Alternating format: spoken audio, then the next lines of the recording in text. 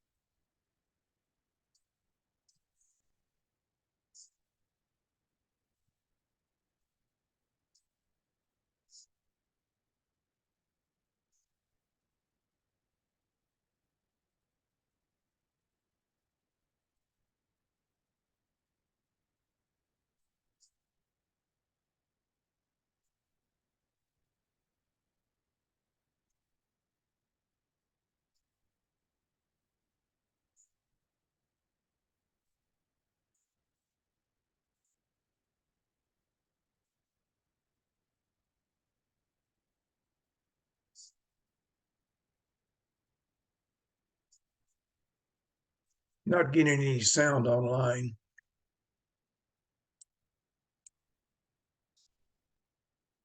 Hello? Hello, those.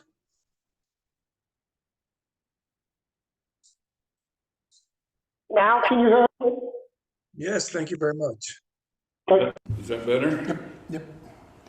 Got it. How are we doing now? Is that better? Yes. Yes. Okay. Thank you. Yeah, the little USB cable would come undone. Oh, okay. Well, that will make it tough. Yes. So all the time I've spent with Genesis, this is the first time I knew that Abraham married again. Oh, yeah, later in the Starts story. 25 that way. And she had a number of children for him. Yes, she did. But I had never realized that before. And I thought, I wonder why we don't let little kids know that, well, Sarah passed away and Abraham married again. Right. That's not unusual. Everybody else married lots of times, whether their spouses were passed away or not, right? In Genesis, Well, but yeah. No, it's really true. Gary and I were speaking this week about the fact that as many times as we have covered it, there are always things that pop out at you that you haven't noticed before, and especially I think in a long and complex book like this with lots of lists of names and begats and all of that, it's really easy to just skip over all those and move to the next major story. And yet, if you do pay attention to some of those, revealing things can happen, like Abraham marrying again. So what I was just saying, we're going to look at some specific texts. So if you happen to have a Bible around, that would be good. We're going to start with Genesis chapter 24, verses 1 through 9.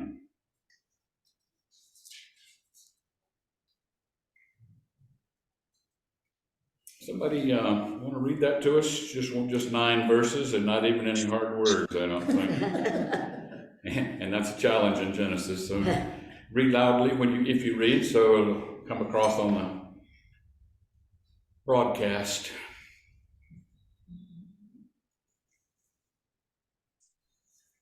I can read from there. Say again, did you ask me to read that? I'll read loudly, Whit. Yeah. Okay. Now Abraham was old, well advanced in years, and the Lord had blessed Abraham in all things. Abraham said to his servant, the oldest of his house, who had charge of all that he had, "Put your hand under my thigh, and I will make you swear by the Lord, the God of heaven and earth, that you will not get a wife for my son from the daughters of the Canaanites, among whom I live, but will go to my country and to my kindred, and get a wife for my son Isaac." The servant said to him, "Perhaps the woman may not be willing to follow me to this land. Must I then take your son back to the land from which you came?" Abraham said to him, "See to it that you do not take my son back there. The Lord, the God of heaven, who took me from my father's house and from the land of my birth, and who spoke to me and swore to me, to your offering I will give this land. He will send his angel before you, and he shall take a wife for my son from there. But if the woman is not willing to follow you, then you will be free from this oath of mine. Only you must take my son back there."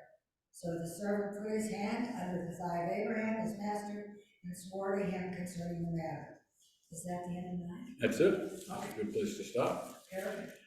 What strikes you in this little section? Comments or questions? It's a See, good, seems to be a strange ritual to me. The putting the hand under the thigh? yeah. Well, what do you think about that? Anybody have any thoughts? I have a couple of suggestions. One is that, if you're going to put your hand under somebody's thigh, you'd be pretty close to them. You'll be sort of looking eye to eye. There's some kind of physical proximity there. You're going to make a covenant with them.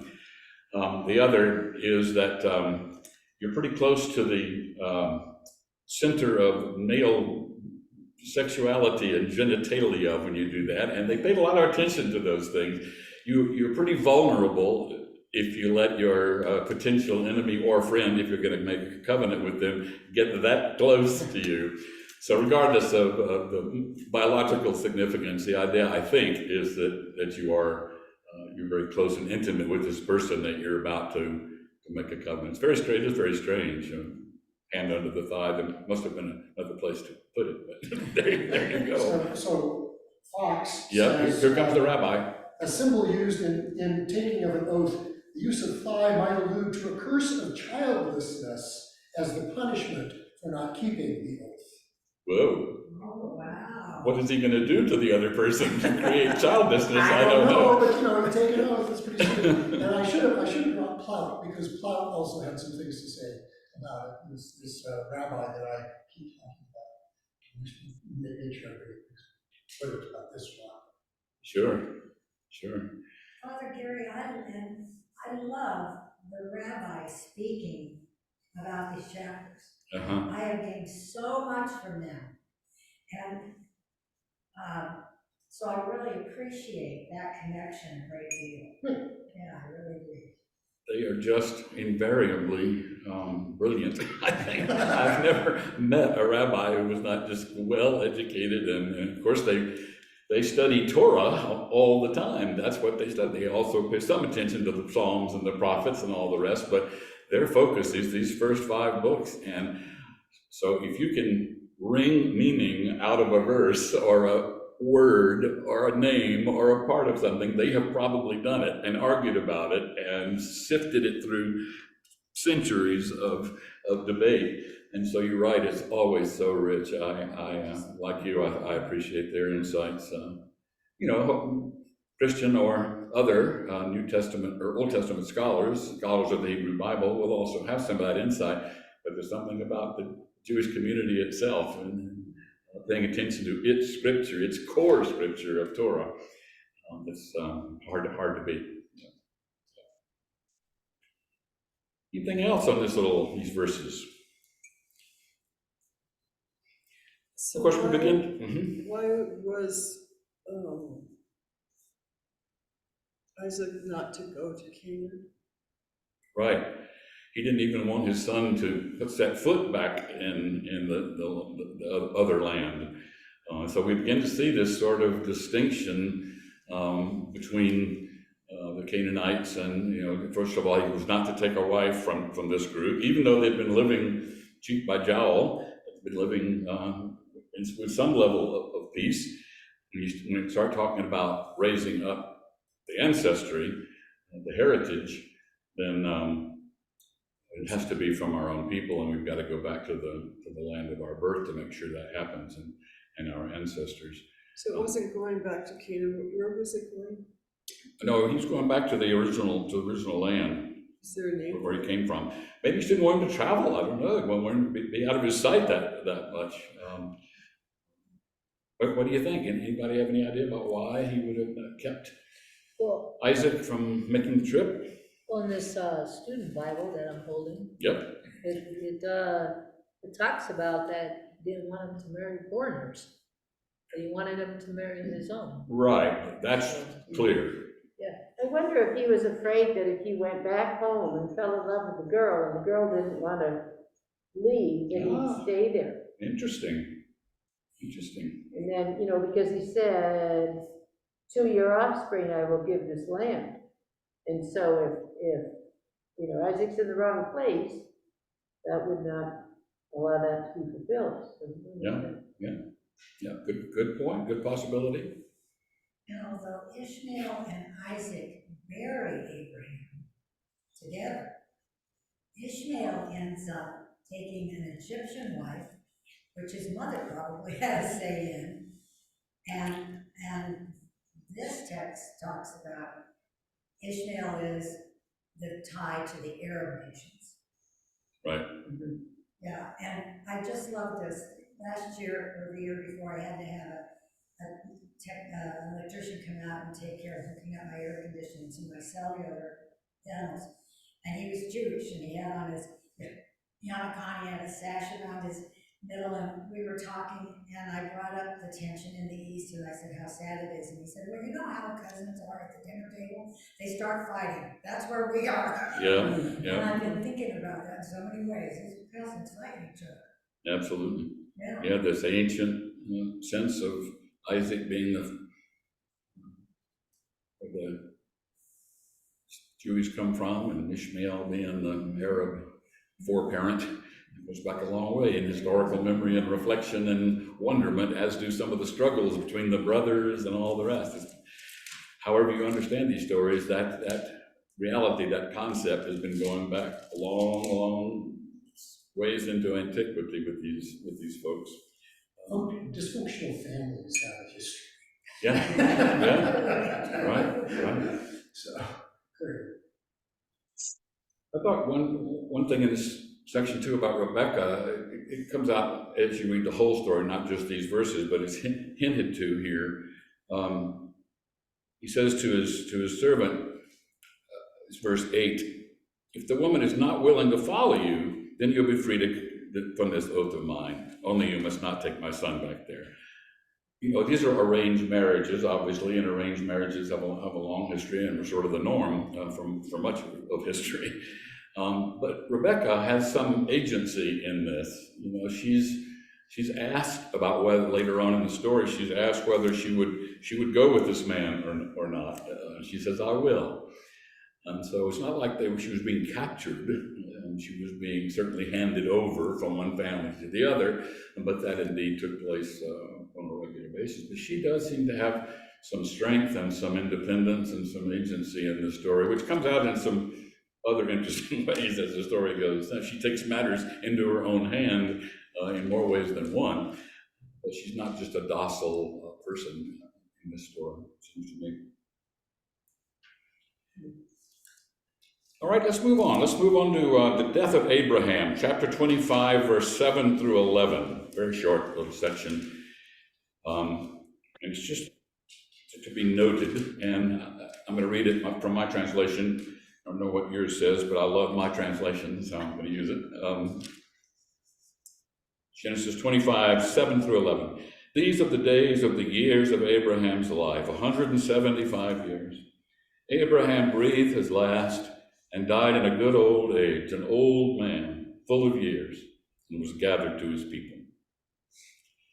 Isaac and Ishmael, his sons, buried him in the cave of Machpelah, in the field of Ephron, and the son of Zohar the Hittite, east of Maine, the field which Abraham purchased from the Hittites. There Abraham was buried with Sarah his wife.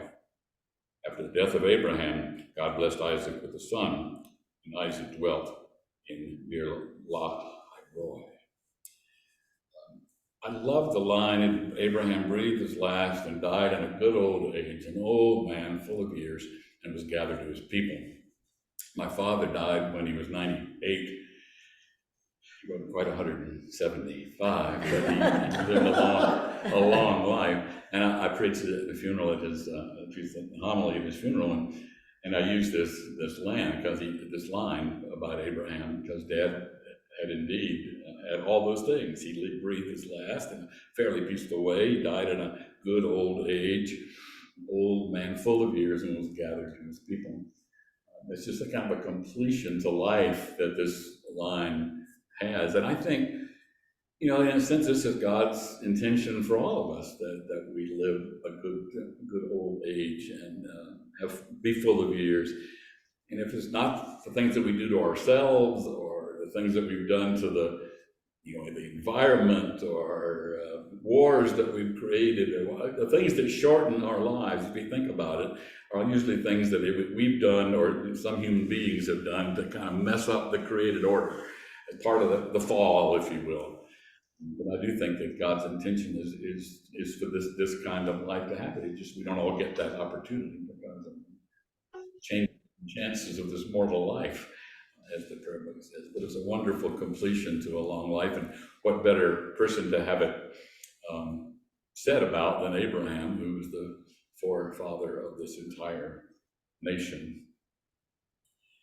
And as you said, Isaac and Ishmael came together to bury their father in this case. So we had a little bit of a reconciliation without maybe formal. It might have been a tension-filled funeral. Sometimes weddings are very tense when family members come back together, and funerals can be too. Usually people are on their best behavior in funerals, so it doesn't quite come out. But at any rate, they did come together for this most important thing, burying the dead and burying their dad, their father.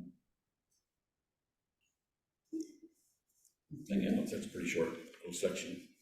Well, I'm interested, and this is because in public school we learn about Mesopotamian civilizations, and the Hittites were powerful right now.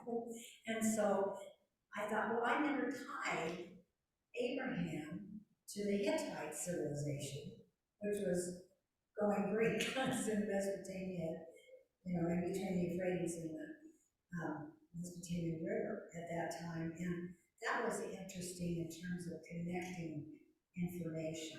Yeah. That this is the time of the Hittites. Mm-hmm. You just lay that in there. Yeah. That's significance. The idea of being gathered to your people is a kind of poetic way that's used a good bit in the Hebrew Bible, and initially it probably meant being buried in an ancestral grave site, gathered to your people in that sense. Some sense that sometimes in parts of their history you were buried in a tomb, like Jesus was, by yourself. And then after the decay took place and there were only bones left, the bones were then ceremoniously moved to the family grave site. So in that sense, you were gathered to your people at that point. Yet here, of course, Abraham wasn't buried in a family grave site because he was far away from where his ancestors would have been buried. So maybe it's just the kind of symbolic sense of what death is, to follow your ancestors in death. Maybe there's a hint of the afterlife here, a hint that this shadowy existence that the Jews believed happened in Sheol, the kind of place of the dead. It's never defined very clearly in the Hebrew Bible, but there's some sense that there was a continuing existence, and so perhaps he was gathered to the souls of his ancestors, the shades of his ancestors, are being hinted at here as well. Abraham bought the land. Yeah. To bury Sarah. Right. So in a sense, because he owned it. That's right, it is his own land. It's not ancestral, but it's his own land. Yeah. Yeah, there is a sense of family cemetery there because he bought the land. And was buried beside Sarah. Yeah. Mm-hmm. He was buried with Sarah. Yeah, absolutely. Yeah. I always wondered why he didn't accept the gift of the land. Sorry? He didn't accept the gift of the land. He insisted on buying it. Yeah. I thought, does that mean it's really his as opposed to being a gift? Interesting, yeah. I think it is Yeah. really He his. wanted to own it. Yeah.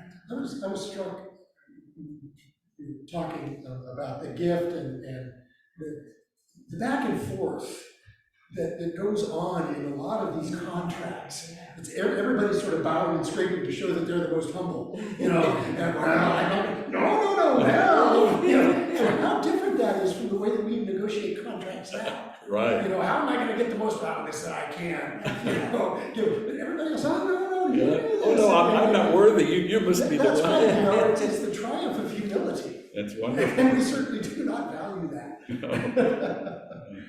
Yeah, maybe there's an assumption that you need to buy it at the end of because of the bargaining that I've done in places. the end of the deal is I need to get a good price and they need to get a good price, and So it's a win-win.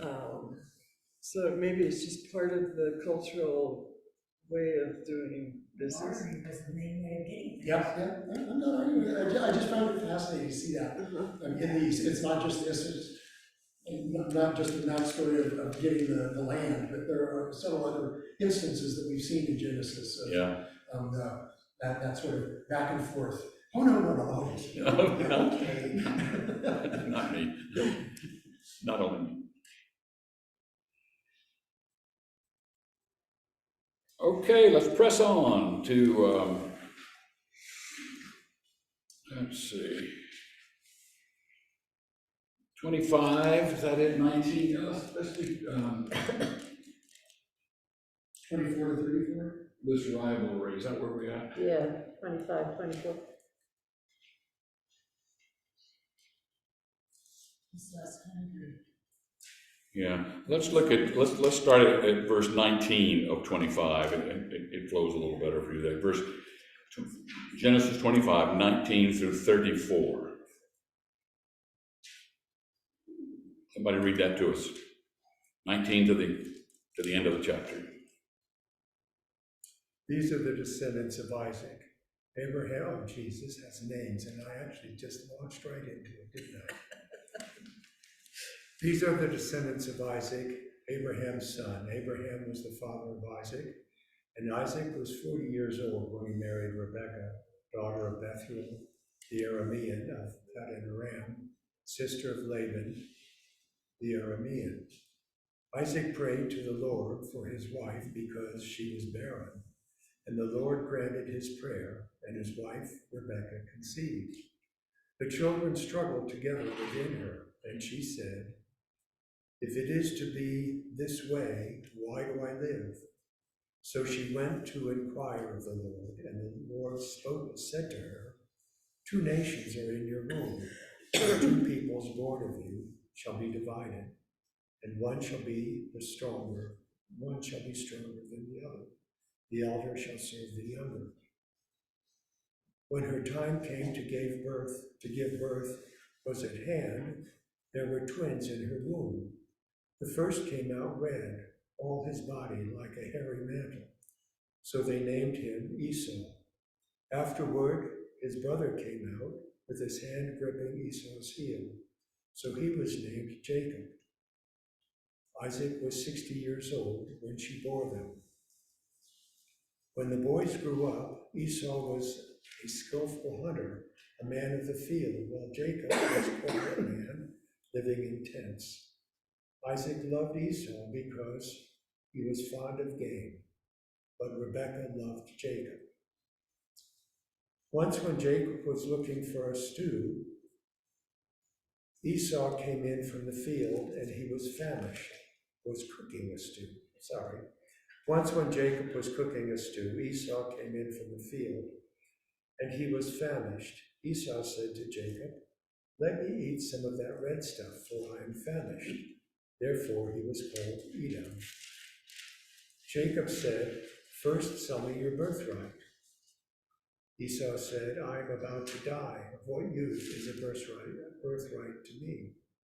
Jacob said, "Swear to me first." So he swore to him and sold his birthright to Jacob. Then Jacob gave Esau bread and lentil stew, and he ate and drank and rose and went his way. Thus Esau despised his birthright. Poor Esau.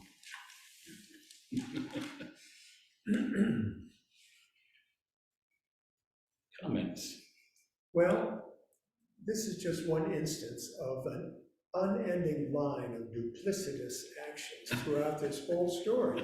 Everybody is double-crossing everyone else all the time. Absolutely. And these are the exemplars of our faith. Liars and cheats. Just like us. Absolutely. I don't know what to make of it. I mean, What do you think, class? well, it sure doesn't match our Protestant American sort of morality, does it? Yeah. She would indicate that God has some poor taste. That's right. He has dreadful taste, God does. The friends he keeps. Well, it struck me that, you know, here is a typical scene of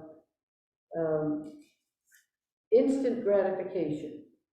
You know, the struggle between instant gratification and waiting for the, Interesting. I need stew and I need it now. and I don't care about anything else, you know? Uh-huh. Yeah. You know, I giggle because, well, kind of chuckle a little, I guess. You know, when I look at, oh, this is really gonna make me sound old, and I am, but, you know, when I look at the young people, and the young people who've grown up on tablets, and I mean, it's now, and then I look at me and go, I used to wait for an hour for a baked potato. Now you zap it for 15 minutes. How did we do that? You know, I mean, our instant gratification, even us old fogies, you know, like, I stand in line at the bank, and there might be one person ahead of me, and I get to the bank teller, and she spends the first 5 minutes apologizing. Yeah. Oh, And I that's go, you related. know, my life is busy. Anytime I get a minute to stand around and do nothing is a gift. But, you know, I used to be a bank teller. We had a bank of 20 tellers, and there was a line up to the door, and it was a long way away. Yeah. And people thought nothing of it. Right. Not anymore. And not anymore. And, you know, way back here, instant gratification was a thing. See, you're a saint because you say, I have a few minutes I can pray, or I can just, you know, stand here. I, on the other hand, the problem is shaking my head because this person is up ahead of me settling their will. But the teller's Oh, wishing. yeah. It goes on and on, and I'm sitting there going, I'm not a very patient person, but you're right. We are accustomed to instant gratification. It is young people just because they came along when this all was available, but it's all of us. We've all been, you know, we're on screens and we think things need to happen like that, and it's ultimately not healthy. Yeah. It wasn't healthy for our friend here, losing his birthright for some red lentils. The red stuff, yeah. The red stuff, yeah, it might have been very good, I don't know. Yeah. How can that be, that he could just, isn't there more to a birthright than, Yeah, what was the birthright? Food? You just- I mean, it's like a birthright is a birthright. How can you? So we got two sons, and the firstborn, if you've only got two sons, the firstborn gets 2/3 of the property, and the second son gets 1/3 of the property. So the birthright is a property decision here, that he said, I'll just take 1/3, you can have 2/3. I'm gonna give up 1/3 of my birthright for the stew. It seems so frivolous. Well, that's what instant gratification is. That's why we now have a test to decide emotional IQ, because children who can wait for gratification at 3 and 4 and 5 and 6 years old obviously do better in school. And those that have to have everything right now are so focused on getting this now, that's all they can think about. Mm. Yeah. And I think it's great that we have these examples of humanity. That is, you know, thousands of years ago, but by golly, it's around and healthy today. If I can get this, then I'll give everything else up. Fox points out, over and over again he talks about Esau being impulsive. Yeah. I mean, that's the instant gratification. If you look at verse 34, it says, and I'm going to read his translation, because it says, Yaakov gave Esau bread and boiled lentils. He ate and drank and arose and went off. Thus did Esau despise the firstborn. Right. Fox comments, he ate. Esau's impulsive personality is brilliantly portrayed by the use of 4 rapid-fire verbs. Ate, drank, rose, and went off. There's no lingering, just let me get it done and get out of here. Yeah. Action verbs, absolutely. Yeah. It's, you know, Well, that's- aim, fire, then, no, it's fire, then aim. Get ready, fire, then aim, yeah. Well, and there's a repeating pattern here of the younger supplanting the older. Yeah. Going, you know, in one form or another, all the way back to Cain and Abel. Yeah, yeah. And, you know, that's another head scratcher for me. What's going on here? Normal customary procedures, such as the rights of inheritance and so on, are turned upside down. Yeah. And oftentimes by this duplicity. Mhm. And the parental favorite. And the parental favorite. I mean, this Regardless of lovely, it. sweet, you know, you begin reading about Rebecca and she sounds like, you know, Miss Teen USA. Yes. Sweet and beautiful and gentle and unassuming, and she is manipulative and conniving and, you know, this is a very strange world. And apparently passed that down to her progeny, right? Who were also manipulative. To all her progeny? Well, we also have here, of course, this idea of a barren woman who is granted a gift. That occurs over and over again in Scripture, the difficulty of, and it just emphasizes the kind of action of God in the midst of all this, whether it's all the way to Mary and the virgin birth or whatever it may be throughout history, that God is the giver of this life, even though it looked like there was going to be no life possible. So we have the kind of grace in the midst of this. And of course, this rivalry now between Esau and Jacob is set up right here from the womb. I haven't seen a lot of parallel between Cain and Abel, and yet, you know, Esau also is a hunter. You know, he's an outdoorsy type and strong. Seems like he would be the one natural leader, and yet because of the mother's preference and because of this duplicity, he gets supplanted. But he was the game warden. He was the guy who went out and got and so was Cain. But there was no game in that stew. He says Lentils, it was right. stew, but it was lentils. Right. Unless he added some meat to the stew. You know, maybe stew is the word stew, it should Yeah. be, but, yeah. Well, this is jumping a little bit ahead. I'm really hooked on Yeah. Rebecca. But popularly, people see the scriptures as patriarchal. But the real turning points are all seem to be around women, and women who somehow don't conform to the conventional role that women play. Yeah. You know, you have illegitimate births or miraculous births, or you know, conniving and clever dealing. It's an interesting kind of question they never taught us in Sunday school. Yeah, at a cursory reading, everything does look patriarchal, and yet if you look at it more closely, as we're trying to do here, you see these women popping up with pivotal roles, sometimes very admirable and sometimes less so, but they're calling the shots in some of those places. Yeah. One of the favorite books I've ever read is called The Red Tent. Oh, yeah, that's a good Oh, one. I love it. It's written by a Jewish woman. And it was the tradition, and I didn't know this, for the women of Israel, when menstrual cycles started to go to the red tent, they had babies in the red tent. And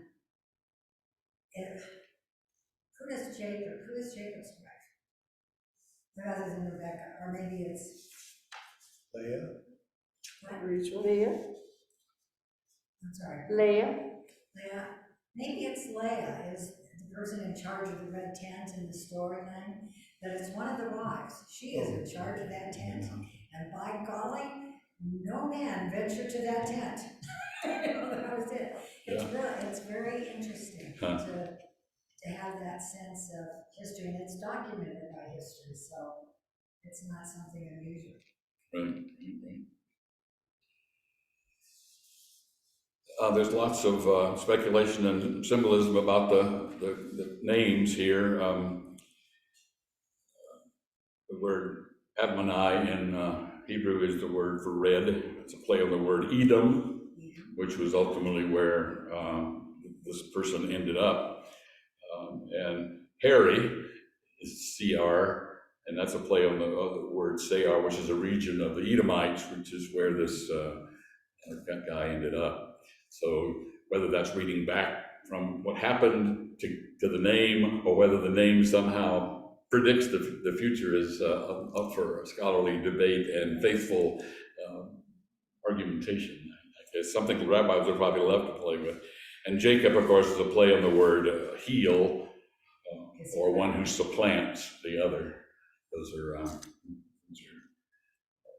always the kind of things that the rabbis talk about and try to delve into with deep meaning, which we sometimes just read over. Okay, anything else in this section? Let's go into chapter 27, verse 30. Genesis 27,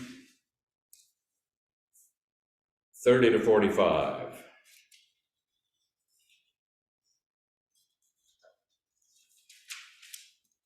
Somebody jump in, or I'll read it, doesn't matter.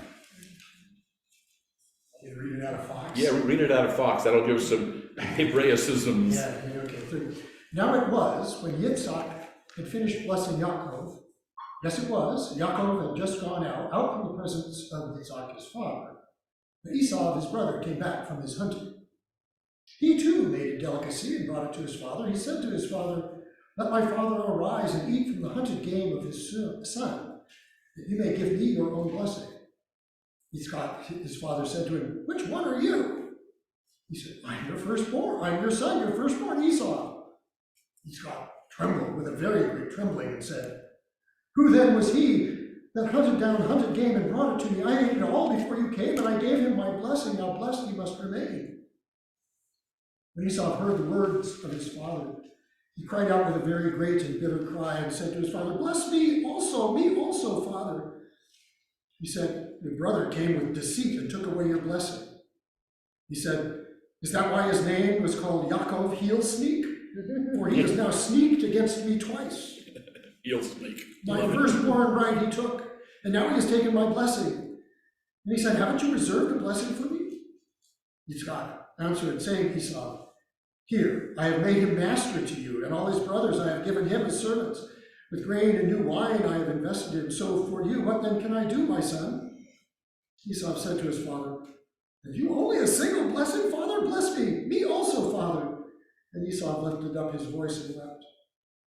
Then Yitzhak, his father, answered him, saying to him, "Behold, from the fat of the earth must be your dwelling place, from the dew of the heavens above. You will live by your sword, you will serve your brother, but it will be that when you brandish it, you will tear his yoke from your neck." Now Esau held a grudge against Yaakov because of the blessing with which his father had blessed him. Esau said in his heart, "Let the days of mourning for my father draw near, and then I will kill Yaakov, my brother." Rivkah was told of the words of Esau, her elder son. She sent and called for Yaakov, her younger son, and said to him, "Here, Esau, your brother, is consoling himself about you with the thought of killing you. So now, my son, listen to my voice. Arise and flee to Lavan, my brother in Haran, and stay with him for some days until your brother's fury has turned away, until his anger turns away from you and he forgets what you did to him. Then I will send and have you taken from there. Should I be bereaved of you both in a single day?" So Rivkah said to Yitzhak, "I loathe my life because of those Hittite women. If Yaakov should take a wife from the Hittite women like these, from the women of the land, why should I have life?" Okay. Yeah. That last verse, I guess, didn't need. Yeah, that's all right. That's all right. I like that heel sneak. Huh? Heel sneak. I Heel like that. sneak. That is great. That's one of the things about Fox's book that's so great. It has all the Hebrew translated pretty literally, and it sometimes the meanings are even more revealing and funny, play on words and all that.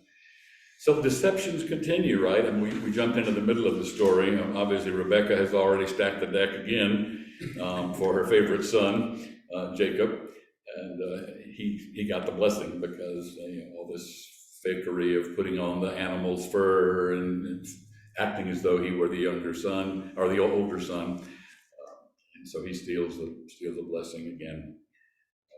It's a legitimate question. So you only have one blessing? Yes. Why can't you give me a blessing? And and whenever this happens, there is a kind of blessing given, a second blessing given. It's just not quite as nice as the first blessing.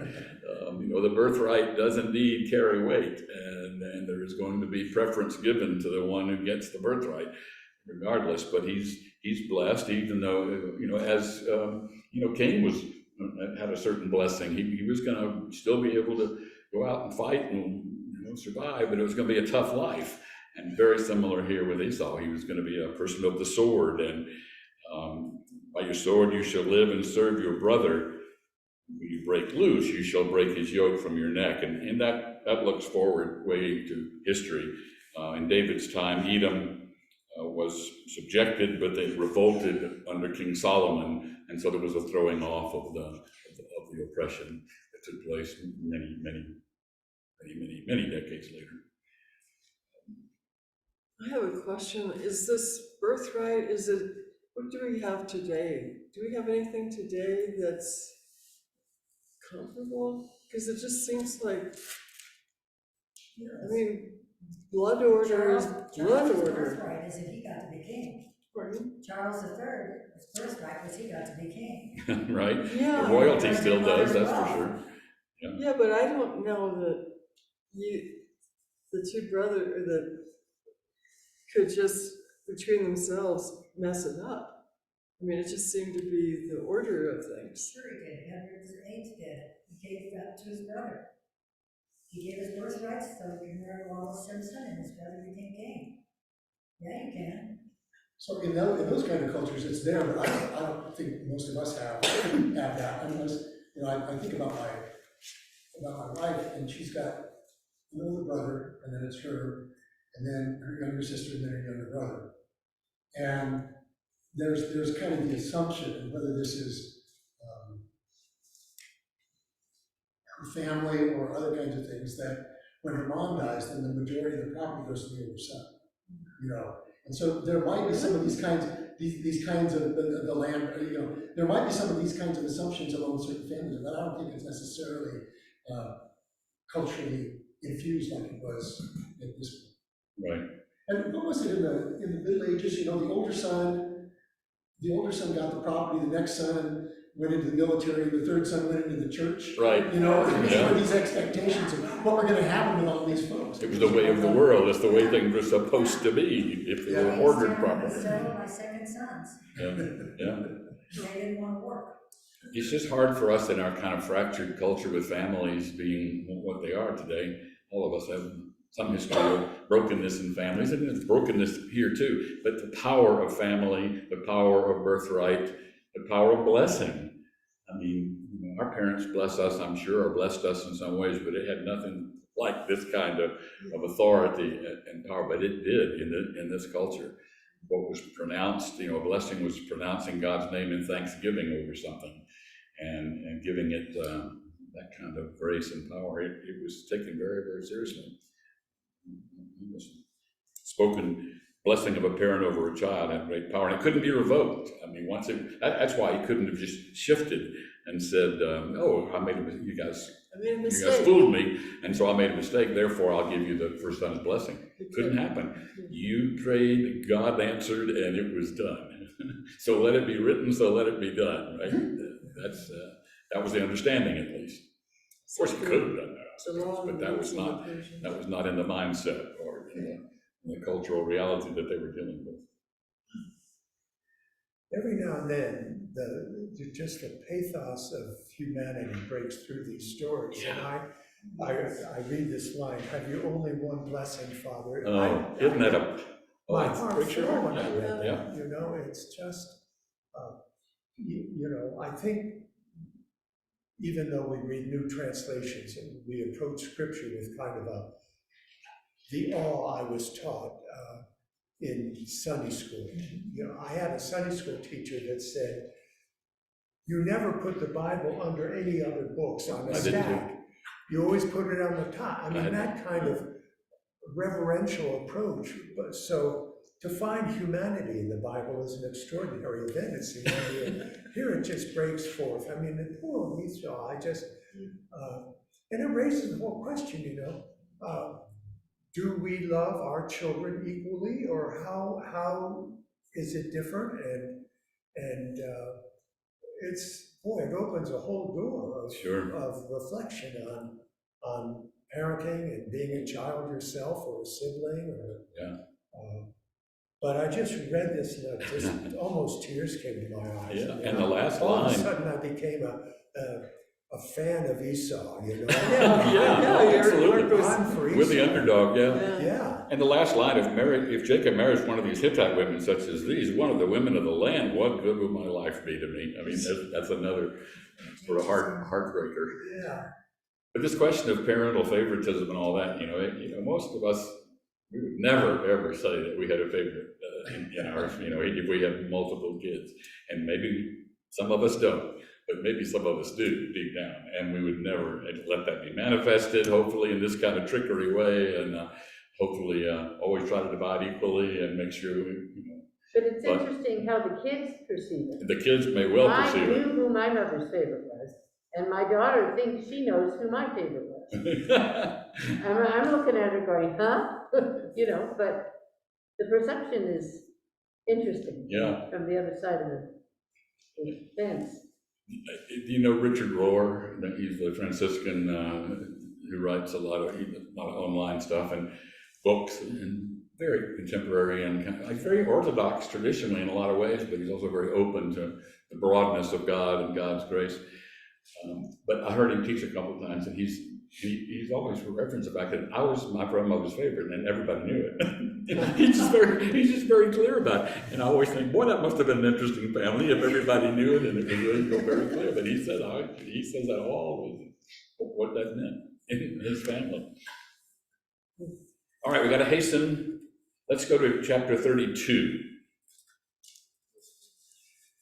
Genesis 32, and we're going to start at verse 22 rather than verse 20. It'll be easier. This is the famous passage of wrestling, the wrestler. Chapter 32, verse 22. I'll read this one. Everybody got it? The same night, he arose and took his 2 wives, his 2 maids, and his 11 children, and crossed the ford of Jabbok. This is Jacob. He took them and sent them across the stream, and likewise everything that he had. And so Jacob was left alone. The man wrestled with him until the breaking of the day. When the man saw that he did not prevail against Jacob, he touched the hollow of his thigh, and Jacob's thigh was put out of joint as he wrestled with him. Then he said, "Let me go, because day is breaking." Jacob said, "I will not let you go unless you bless me." And he said to him, "What is your name?" He said, "Jacob." Then he said, "Your name shall no longer be called Jacob, but Israel, for you have striven with God and with men and have prevailed." Jacob asked him, "Tell me, I pray, your name." He said, "Why is it you ask my name?" And there he blessed him. So Jacob called that place Peniel, saying, "For I have seen God face to face, and yet my life is preserved." The sun rose upon him as he passed Penuel, limping because of his thigh. So who is he wrestling with? So again, we have somebody touching the thigh. Yeah. Again, something pretty intimate. Yeah. I wonder if that was connected. I had never seen that connection Yeah, before, but I read it this yeah, time. yeah. Kind of a strange place to be injured. Inside of it's the sort of sciatic nerve, I think, basically on the inside of the runs all the way down. So if you got hit there, it would probably cause you to limp. This translation says hip, not thigh. That would even sound more like a sciatic nerve. New International. Was in that area anyway. Fox translates it thigh. Thigh, okay. Is it the same? Oh, you don't have your I most. don't have any, actually it is, it's consistent about that. So who's this wrestler? Who's this adversary? Okay. So Jacob thinks. Yeah. Over and over again, we get this sense of God appearing somehow in more human form, and sometimes it's an angel. The angel of God is identified with God, so if you're wrestling with an angel of God, you're wrestling with God.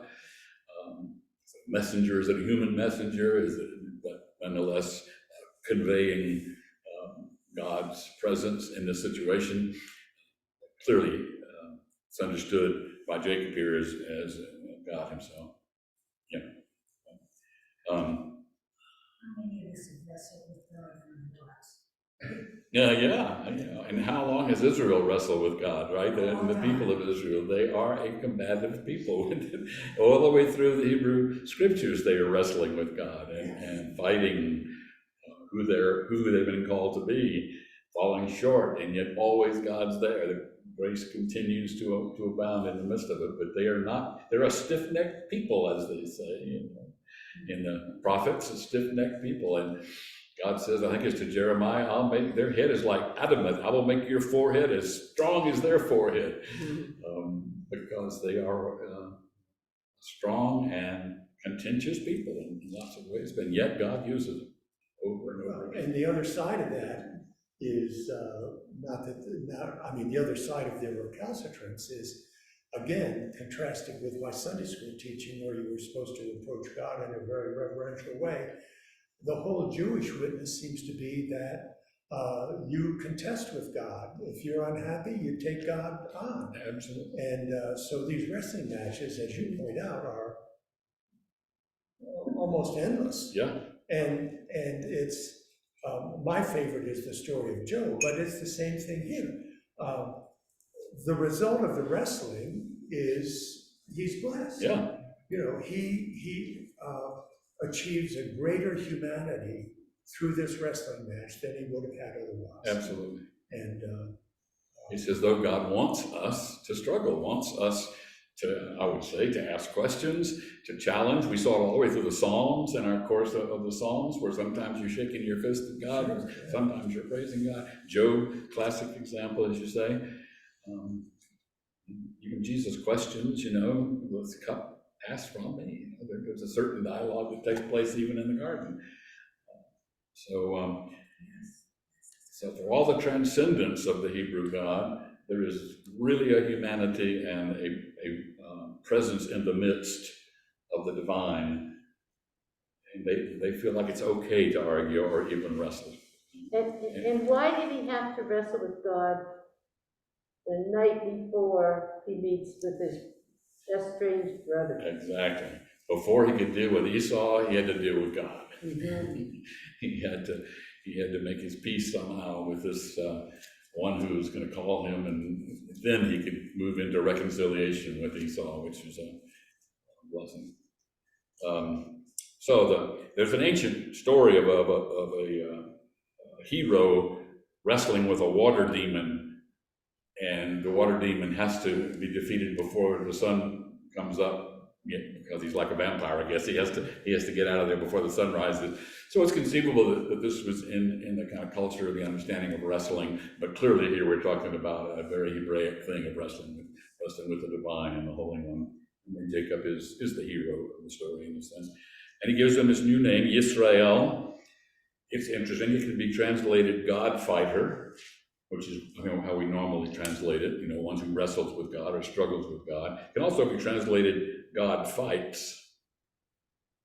So God fights for the people of Israel as well. Martin Buber translated it God rules. I'm not sure that's a good translation, but maybe it is. But I kind of prefer the God fighter. And Israel is going to be fighting God for centuries, and still is today, I think. All right, we got one more, we got to do it. Chapter 37, verse 1 through 11. And this is going to introduce us to the whole Joseph story. Very familiar, but doesn't hurt for us to touch that before we'll continue it next week in more detail. Chapter 37, verse 11. This is an easy one to read, so somebody jump in.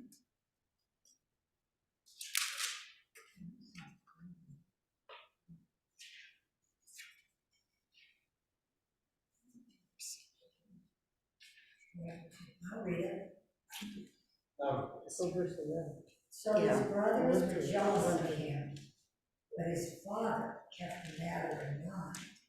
Now his brothers went to pasture their father's flock near, is it Shechem?